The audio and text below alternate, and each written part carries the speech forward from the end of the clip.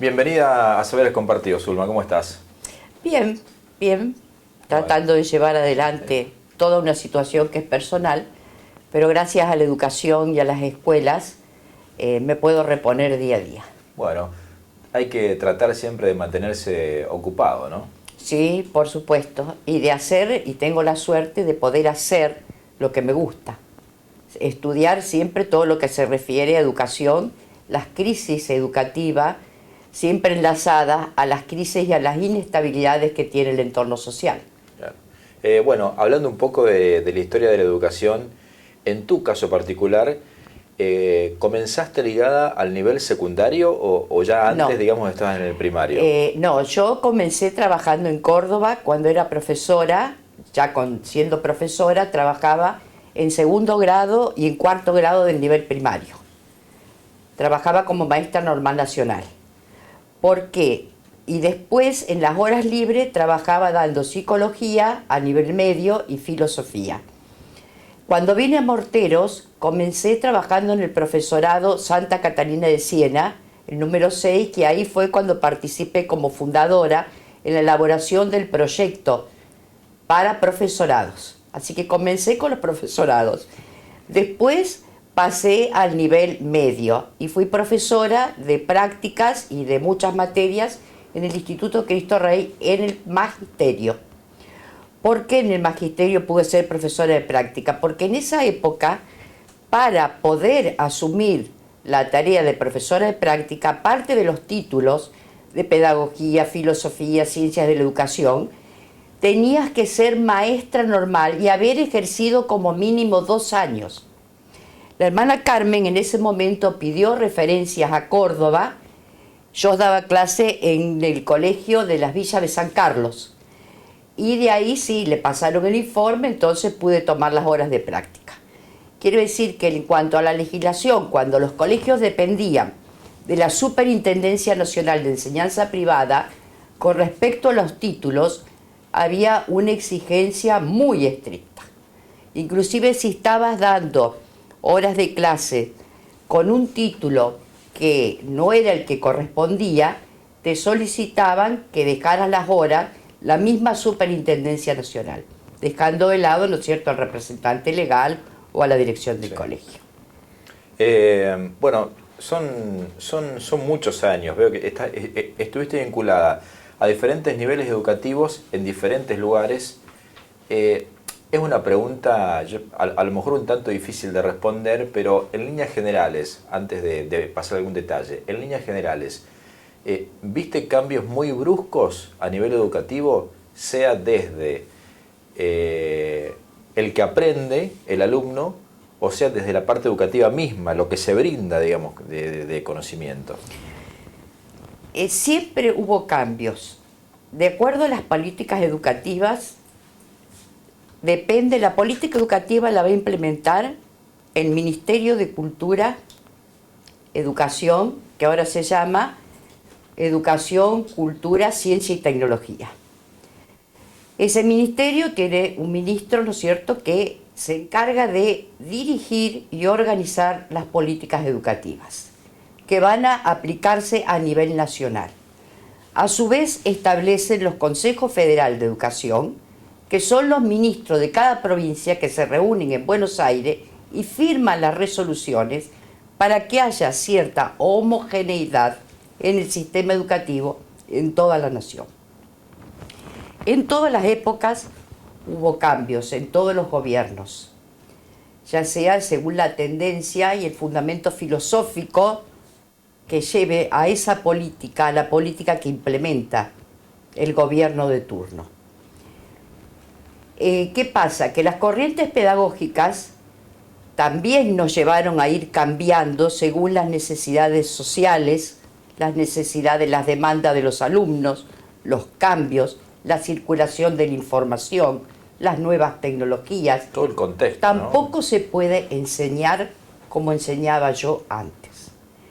La tarea del docente está en reconvertirse, reinventarse, estudiar y capacitarse permanentemente. Como cualquier otra profesión, porque para mí el docente es un profesional de la educación. Tiene que el título para lo único que nos sirve es para legalmente asumir un cargo. Pero tenemos que estudiar permanentemente hasta el último día. Y la capacidad de transformar nuestras estructuras mentales, que las estructuras conceptuales que tenemos nos sirvan de fundamento para lo nuevo. ¿Por qué? Porque no quiere decir que lo anterior haya que desecharlo. Hay situaciones, hay pedagogías, corrientes pedagógicas que están en vigencia hoy todavía. Así que hay que tomar lo bueno, hay que tomar lo valioso y ensamblarlo permanentemente con todas las posturas nuevas, con las demandas sociales. ¿Por qué? Porque años atrás siempre la escuela fue micro, más pequeña, ¿no es cierto?, con número de alumnos determinado, los docentes con sus propias características y sus propias historias personales, el personal directivo, pero una situación más verticalista. Después, las escuelas tuvieron que comenzar con Alfonsín a democratizarse. Con la democratización comenzaron los centros de estudiantes, comenzaron los trabajos en equipos. Ese micro, esa democracia que impactó socialmente, la sociedad está formada por las familias. Las familias son las que envían a sus hijos a los colegios. Por lo tanto, toda esa situación atraviesa lo macro, lo que rodea la escuela, la atraviesa permanentemente. ¿Qué otros avances hubo? Que se fueron mejorando, se fue concretando. Los modos, las formas, las metodologías, la comunicación, todo eso tiene que ir mejorando porque son otras las necesidades, son otras las metodologías. A nosotros nos enseñaban San Martín y bueno, San Martín que cruzó la cordillera. Y a veces el padre mal de la también, patria. ¿no? Porque claro, después te encontrabas no con que había errores en datos históricos, ¿no? Claro, no es que ahora no haya que enseñar a San Martín, hay que enseñarlo. Tanto en matemáticas, tanto en los contenidos de aritmética, de geometría, de literatura, de lengua, hay que enseñarlos. Hay contenidos sustantivos que no son negociables, pero es el cómo enseñamos. Eso hay que cambiarlo sí o sí. ¿Crees que dentro de esos cambios que hubo, algunos no fueron tan certeros, por ejemplo? ¿Fueron más bien negativos? Yo toda la trayectoria que yo tuve, el conductismo, después el constructivismo, después las nuevas teorías, los avances en psicología de la educación, que sí o sí el docente tiene que estudiar permanentemente psicología de la educación, yo creo que hubo muchos avances positivos. ¿Por qué? Fíjate vos un detalle, Jorge. Los otros días estábamos charlando del alumno de sexto grado, que antes la organización escolar era de primero a séptimo. Y anteriormente la organización escolar era primero superior. Sí. Que siempre detectamos, yo estaba como directora del secundario en ese momento, y se detectó que había una falencia entre el sexto grado, una debilidad entre el sexto grado y el primer año. ¿Pero por qué? Si estudiamos psicología de la educación, los docentes, y después hacemos las consultas a los profesionales pertinentes, se puede trabajar bien también. ¿Por qué? Porque si nosotros sabemos perfectamente los procesos de aprendizaje según el pensamiento que tenga el alumno de quinto y sexto grado, sabemos que por lo general ninguno puede hacer abstracciones, porque no está en el pensamiento formal. Entonces, trabajando con los maestros y con los profesores, haciendo una articulación de saberes previos y modos de enseñanzas y munirlos a ellos de herramientas para aprender a aprender, se puede realizar. Acá la municipalidad en este momento está haciendo el trabajo de articulación. No obstante, en un momento determinado, cuando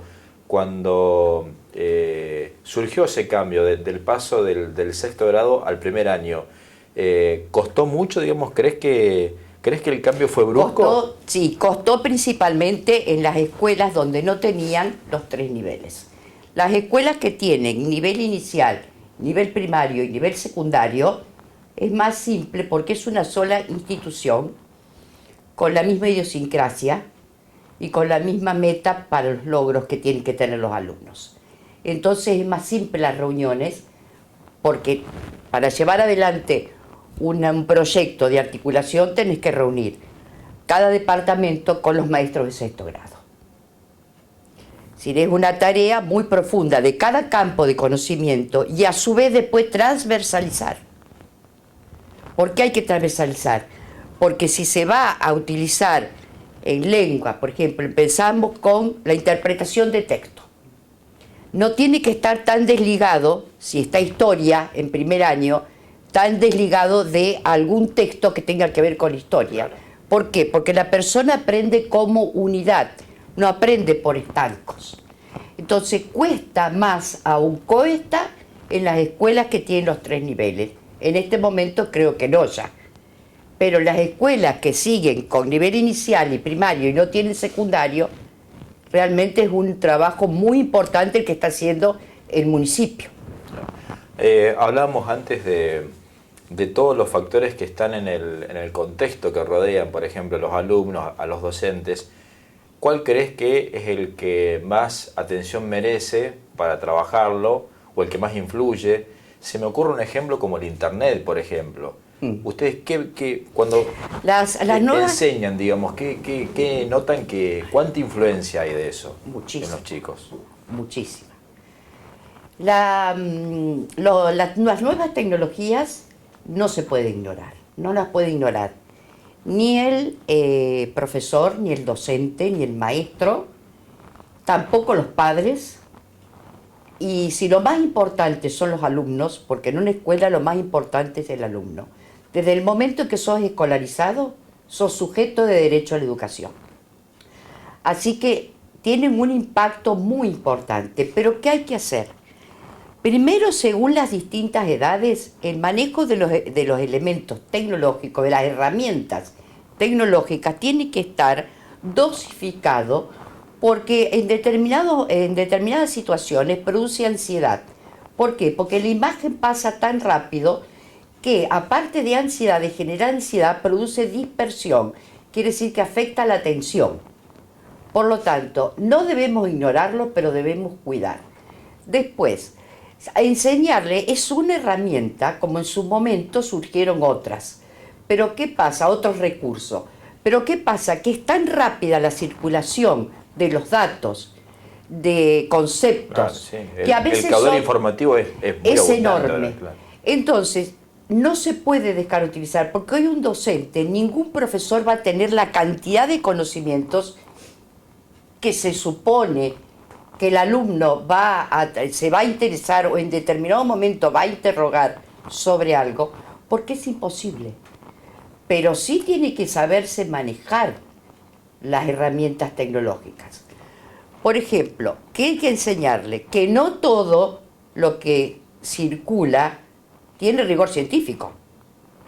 Porque, un dato muy simple, yo estaba viendo los otros días, ¿no es cierto?, ciertas aplicaciones, y me llamaba mucho la atención el desconocimiento que había sobre determinadas temáticas y se enunciaban con argumentaciones como veraces. Entonces me preocupó mucho y le contesté que si eran opinólogos o realmente tenía rigor científico, porque eso lo toma cualquier otra persona. Por eso es mejor ni discutir, pero sí cuando se la usa que por favor se tenga rigor científico. Además, no es cuestión de tomar todo un texto informativo, sino que aprendan a seleccionar la información, que aprendan a clasificarla, que la interpreten, que puedan elaborar una opinión según la edad que tengan. Más adelante un juicio crítico, que ese concepto que logran elaborar a través de las tecnologías de Internet, lo compartan con otros, con sus compañeros, porque el aprendizaje colaborativo es fundamental. Antes nosotros éramos muy individualistas, ahora se pretende un trabajo en el que lo que aporte uno, el otro lo escuche y pueda fundamentar la argumentación de ese aporte y entre dos se pueda construir algo mejor. Ya pasó la época esa de la imposición y de que el profesor espere que el alumno responda lo que él quiere. Hay que aprender a escuchar y no nos escuchamos. Y si eso los adultos no aprendemos a escucharnos, no podemos ser una imagen de ejemplo para que los chicos escuchen. Ahí está el problema. Los chicos son los más importantes. Los adultos tenemos que enseñarles cuáles son las capacidades y las operaciones mentales necesarias que hay que hacer teniendo como recurso Internet. Por ejemplo, siempre se dice que la primera escuela es definitivamente el hogar, Sí. con los padres. Ahora, hay situaciones familiares muy diversas. En este marco, por ejemplo, que se encuentran con situaciones muy particulares o no se ve tanto en este nivel, ¿no? Sí. Porque tenemos también En otras todos escuelas hay. públicas. Claro, cada escuela tiene una identidad, cada escuela tiene una idiosincrasia y cada escuela tiene, ¿no es cierto?, una población escolar que hay que atender. ¿Cómo se hace? El primer paso son los diagnósticos de tu población escolar. Con respecto a la familia, es indudable que la inseguridad, la inestabilidad, los problemas que se plantean, ya sean de tipo económicos, de tipo afectivo, de cualquier índole, va a tener su impacto en el niño, porque los chicos lo ¿Siempre perciben. o a veces no?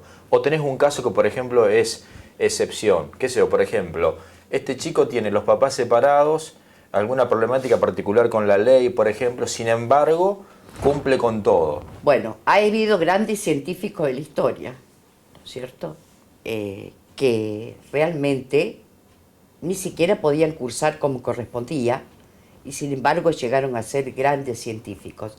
Quiere decir que, por lo general, por los estudios que se han realizado, la sociedad tiene una influencia muy importante, pero no quiere decir que haya excepciones. Y excepciones que se han destacado muchísimo a lo largo de la historia. ¿Cómo estamos a nivel nacional en cuanto a la educación? ¿Estamos bien? ¿Estamos regular? En cuanto a documentación, en cuanto a capacitaciones, bibliografía, está muy completo en cuanto a lo que se requiere hoy. Pero ¿cuál es? Que lo que se les está exigiendo a los profesores y a los maestros y a todo aquel que es actor educativo, que presenten propuestas en las que sean innovadoras. Entonces, cada colegio tiene su proyecto innovador, su proyecto institucional, que lo va a distinguir de los otros colegios. Pero siempre van a estar condicionados, decimos, la educación es inversión. Sabemos que la educación es fundamental para el progreso de los pueblos, para la movilidad social, para que la persona, se supone que a mayor nivel educativo habría más mesura, habría más escucha, habría más se daría un mayor entendimiento, se supone. A nivel nacional se han hecho muchos esfuerzos, también teniendo en cuenta el clima institucional, para que haya una mejor comunicación, mejores vínculos positivos entre los docentes y los alumnos, para que los padres puedan ser escuchados y atendidos. Para eso el Consejo Federal firmó una resolución con el Ministerio de Educación de la Nación y cada provincia pudo organizar y redactar, con la participación de la familia en el nivel primario y en el nivel inicial, los acuerdos escolares de convivencia. También son para el nivel secundario. Quiere decir que ahí el padre, en los acuerdos escolares de convivencia, están habilitados todos los caminos de comunicación. El padre los tiene, cuando son aprobados por resolución, el padre los recibe y es una documentación legal que tiene para ser atendido y para dialogar sobre la problemática que él considere. Y se sustenta en valores. Algunos lo sustentan en la solidaridad, en el respeto, en la comunicación. Otras escuelas lo sustentarán en lo suyo. Pero ahí el padre sabe en qué momentos debe recurrir. Por ejemplo, cuando mamá hablaba de las tecnologías en la escuela, los grupos de WhatsApp que pueden tener los chicos o los padres, muchas veces les crean inseguridades, inquietudes, que en estos lugares que son pequeños todavía, en estas poblaciones, pueden dirigirse directamente a la directora o a la maestra, en lugar de manejarse con el WhatsApp, porque muchas veces llega a distorsionarse. Sí, no deja de ser impersonal, muy, muy impersonal, ¿no? Claro, y a lo mejor hay suposiciones que se hacen y bueno, trascienden en los grupos de WhatsApp, del grupo de WhatsApp sale y pasa a otro territorio y lo único que hace es complicar la situación.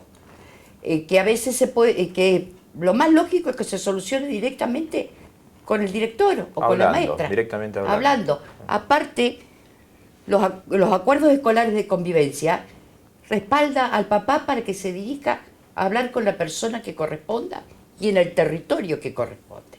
Y a veces no tan bien utilizado, porque hemos encontrado casos, por ejemplo, en donde hasta se recurría a la violencia, ¿cierto?, para dirigirse a los docentes.